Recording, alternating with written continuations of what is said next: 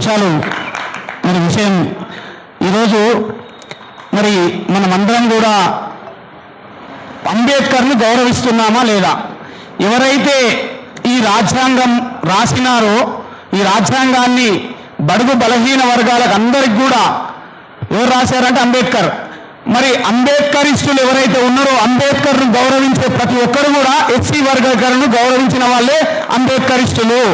ఎందుకంటున్నా అంటే వారు ఆనాడు బీద బలహీన వర్గాల కోసం వర్గీకరణ కోసం ఒకవేళ రాసి ఉండకపోతే ఈరోజు మీకు ఆ హక్కులు అంది ఉండేవా?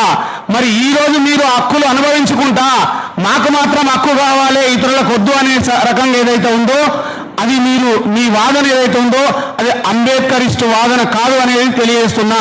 మీరు అంబేద్కర్ను గౌరవించినట్లయితే ఎస్సీ వర్గీకరణ కూడా గౌరవించాలని చెప్పి తెలియజేస్తున్నా.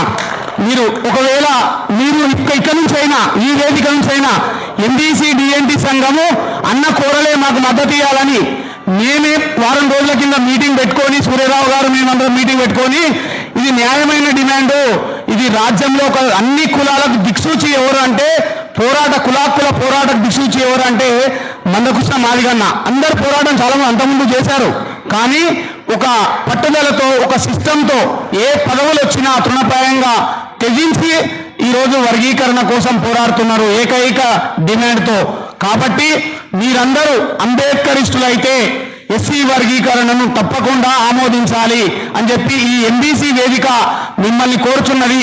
మీరు ఎవరైతే ఎస్సీ వర్గీకరణకు మద్దతు తెలిపితే వారిని బూతులతో మాట్లాడుతున్నారో ఆ బూతులు మీకు చెందుతాయి. మీరు అంబేద్కరిస్టులైతే అంబేద్కరిస్ట్ ఏం చెప్పిండు? ఎవరు ఎనగారిన వర్గాల కోసం ఎంత కష్టపడి పోరాడిండో ఆయన కన్నా ముందు పుట్టిన ఆయనను చూడని ఆయన మహాత్మా జ్యోతిబా ఫులే నా గురువు అని చెప్పుకున్నాడు. ఆయన సిస్టమ్ అది, ఆయనను చూసి మీరు నేర్చుకోవాలి.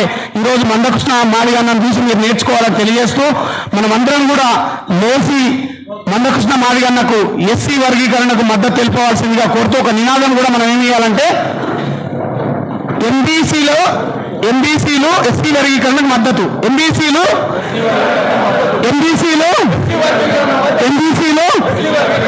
ఒక్కసారిగా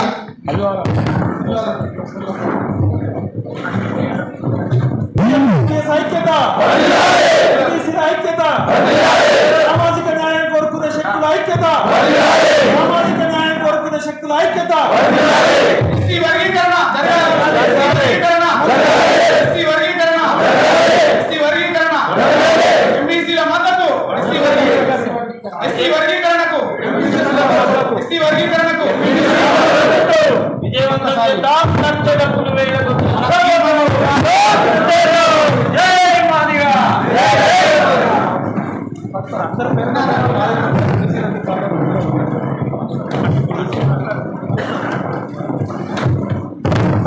అన్న ఈరోజు దాదాపుగా